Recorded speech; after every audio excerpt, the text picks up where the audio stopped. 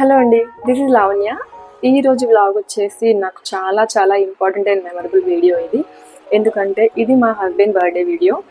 So Chanti, first of all wish you very happy birthday. And నువ్వు అనుకుంటున్నవన్నీ సాధించాలని, నువ్వు ఎప్పుడు నవ్వుతూ సుఖ సంతోషాలతో హ్యాపీ లైఫ్ లీడ్ చేయాలని నేను మనస్ఫూర్తిగా కోరుకుంటున్నాను. ఈ వీడియో చూస్తున్న వాళ్ళు అందరూ కూడా మా హస్బెండ్కి విష్ చేయండి. పెద్దవాళ్ళైతే బ్లెస్ చేయడం ప్లీజ్ మర్చిపోవద్దు. అండ్ ఈ వీడియోలో ఏంటంటే మా హస్బెండ్ బర్త్డే ఎలా జరిగింది అండ్ సెలబ్రేషన్స్ ఏమేమి చేసాం, డెకరేషన్ ఎలా జరిగింది అనేదంతా కూడా ఈ వీడియోలో ఉంటుంది. ప్లీజ్ తప్పకుండా చూడండి.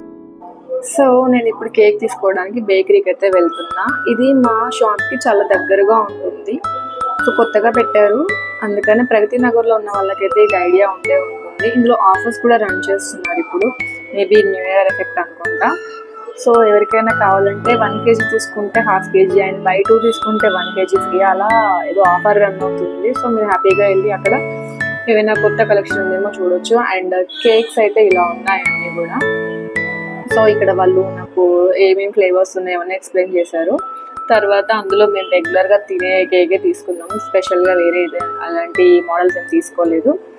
ఆ తర్వాత ఏంటంటే ఇంటికి వచ్చాక ఇలా డెకరేషన్ కోసం ఫస్ట్ అన్ని తీసి పక్కన పెట్టుకున్నాను. అసలు ఏం చేయాలి ఏంటి అనేది ముందే ఇవన్నీ పక్కన పెట్టుకుంటే నాకు కొంచెం క్లారిటీ ఉంటుంది అన్నట్టుగా ఇక్కడ ముందు పెట్టేసుకున్నాను. ఆ తర్వాత ఏంటంటే ఇది మీకు చూపిస్తున్నాను కదా, అది ఎలక్ట్రిక్ పంప్ అన్నమాట. సో బ్లో చేయడానికి, బెలూన్స్ బ్లో చేయడానికి బాగా యూజ్ అవుతుంది. అది నేను బేగం బజార్లో తీసుకున్నాను. అది ఇప్పుడు 750-800కి అమెజాన్లో కూడా ఉంది. చిన్న పిల్లలు ఉన్న ఇళ్లలో ఏంటంటే ఇది చాలా బాగా యూజ్ అవుతుంది.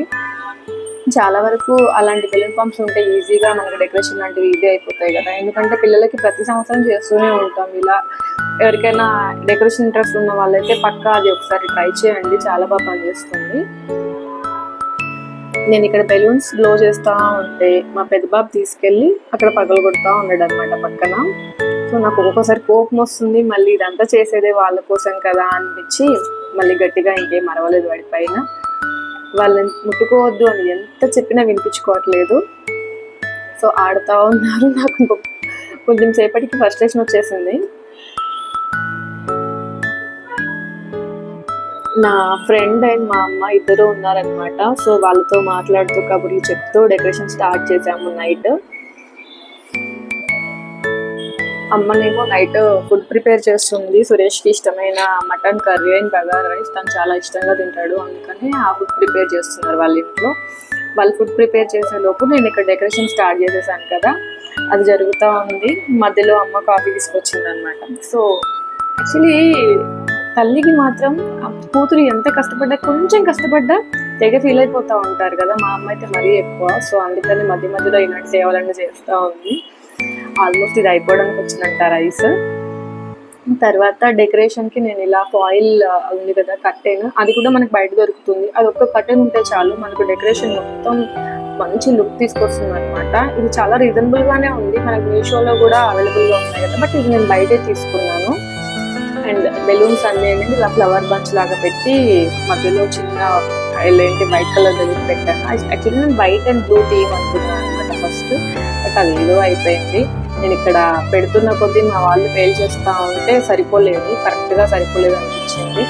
అండ్ ఓవరాల్ లుక్ అయితే ఇలా ఉంది. సో మీకు ఎవరికైనా ఇది నచ్చిందా? అండ్ చాలా చాలా సింపుల్గా చేశాను నేను.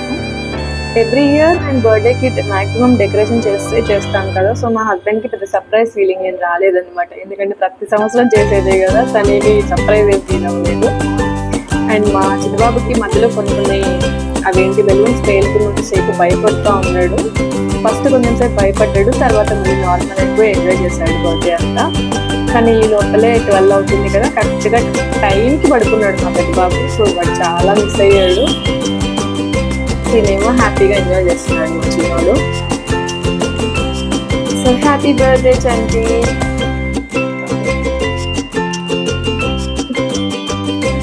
తర్వాత స్నో అంతా పడింది కదా, మా చిన్నబాబుకి ఆ కేక్ అలా వద్దంట. ఫస్ట్ కొంచెం సేపు అల్లరి చేశాడు, ఆ తర్వాత మళ్ళీ వాళ్ళ నాన్న తినిపించిన తర్వాత సెట్ అయిపోయాడు. మళ్ళీ ఓకే కేక్ కేక్ అని మళ్ళీ స్టార్ట్ చేశాడు అల్లరి.